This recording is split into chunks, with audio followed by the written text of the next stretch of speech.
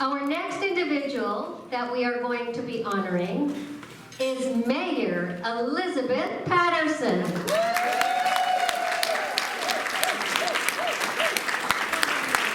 Former mayor of this beautiful city of Benicia.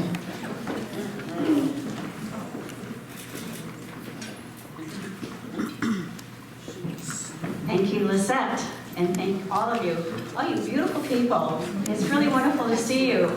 And I'm not too sure I can follow such enthusiasm. But I'll tell you a little bit later about being nerdy, but I could start off by saying I am nerdy. I want to thank Vicki Powell for the audacity of nominating me. And then asking me what I've done. It was a shorter conversation than you think. I forgot a lot of stuff. And then I have to say, thank all of you with such gratitude. And I hope a little bit of my talk will convey to you my sense of wonder and awe that we can accomplish what we've accomplished in all these years. One of the best ideas that I think the Solano County Board of Supervisors has done is creating the Commission for Women and Girls. And for this, I want to especially thank Supervisor Hannigan and Supervisor Brown. And I wasn't going to thank John because I didn't think he was going to be here, but I thank yes.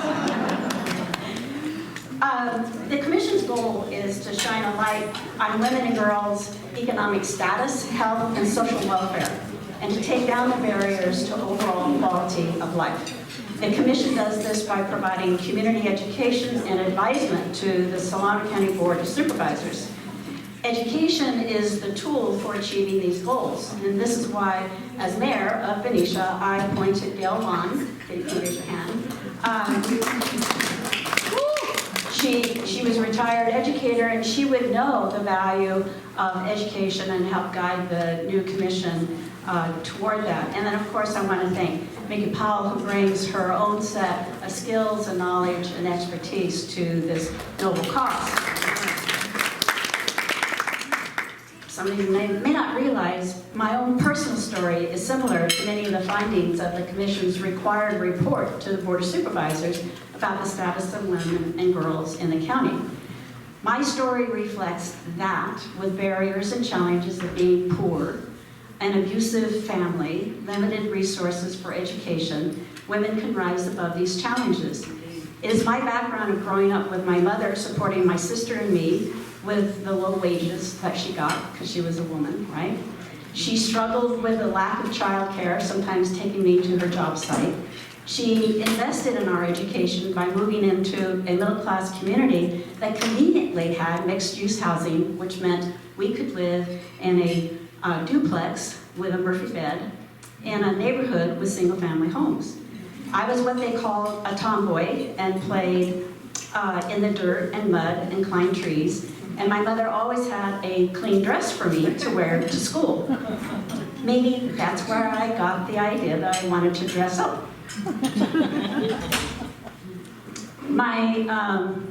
When my father returned, my home became a battlefield of verbal and physical abuse, and I ran away a lot. I got to know law enforcement, still am fond of law enforcement in spite of that. All my life I had this inclination to yield only to reason and to resist all pressure, physical and verbal, from the entitled. As my sister told my angry grandfather when I was about 4 years old or so, "Papa, you have to reason with her." Keep that in mind, you guys.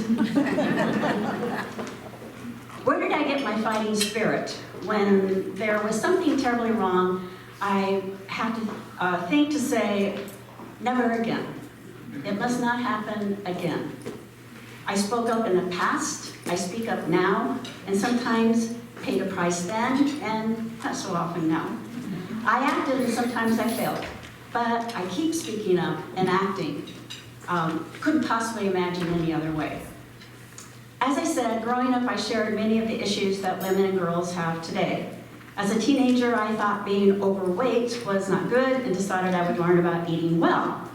By the time I was married and raising children, I was all in for grinding freshly cooked food for the babies, buying fruits and vegetables at farmers market, and never eating at fast food places. So I want to tell you a story about that. I was a single parent by this time, and when my girls were on the Venetia swim team, and other parents would pick them up for swim practice while I was at work. One time the parents stopped at Burger King. The girls announced they had never eaten there, or McDonald's, or any fast food place, and they didn't know what to order. And what do you eat, they asked. You can just hear their snarky voices. Oh, we eat salads with fresh corn, grains, chicken, fish, pasta, apples, and ice cream. I'm amused when I hear about the male-dominated fields when I was growing up. Practically everything was male-dominated. I was a lousy babysitter, and I wanted to have a paper route.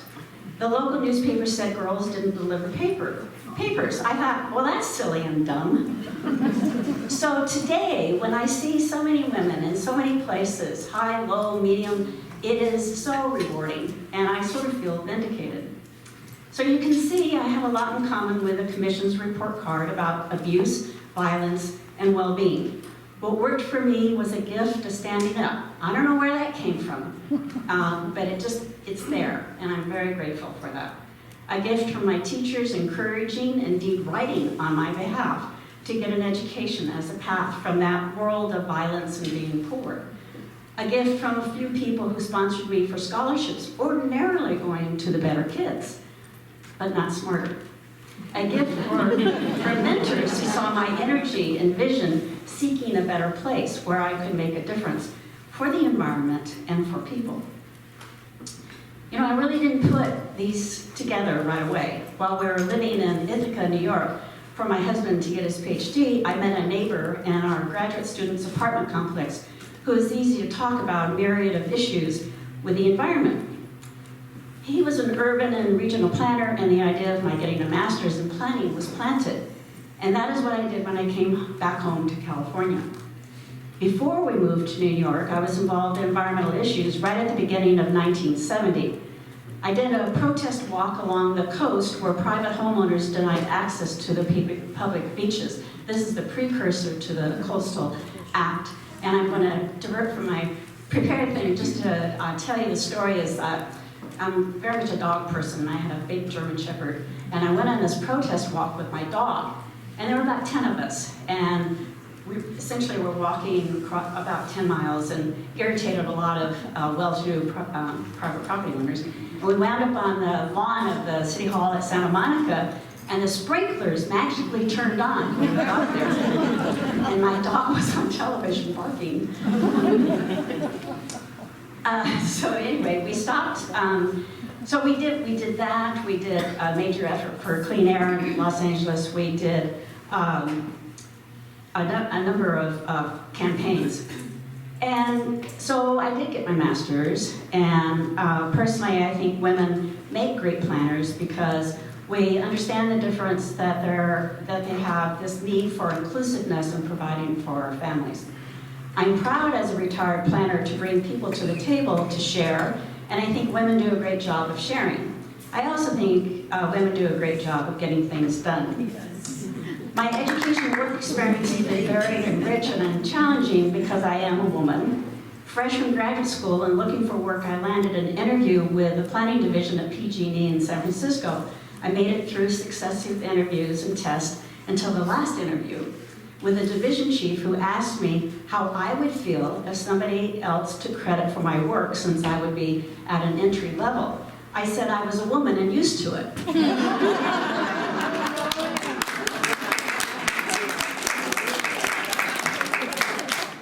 I did not do that job. My last story is about my first camping trip to Yosemite from Los Angeles when I was about 10. We drove on a 2-lane highway through undulating hills that you can't see anymore, that you could see for miles, and arrived in this magical place of Yosemite. I fell in love with all the wonder and the spirit of such a place. And because I'm a nerdy person, at 10, I read John Muir and his prose describing how we humans must be in awe of a spiritual place, of such a place of all things on earth, and we should be stewards and caretakers, not destroyers and consumers. I am still nerdy and will spare you about land use planning, and I know I have people in the audience who are sighing really, because I could go on as what Constance Bouteau always says, I could go along as windy as the Delta.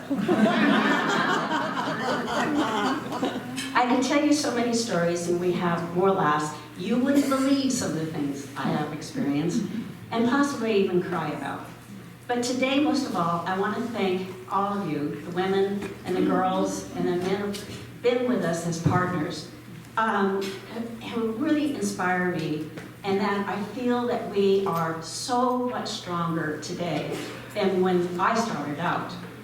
From the activists who are fighting for racial, gender, and social justice, to the educators who are shaping the minds of the next generation, both boys and girls. To the businesswomen who are driving economic growth and innovation, to people planning for children's well-being, thank you so much. And as we celebrate Women's History Month, I honor the women who have come before us, because indeed we have stood on their shoulders. And I also honor the women who have worked with me, because without you, there would have been no success. And so with all my gratitude and thanks, thank you very much.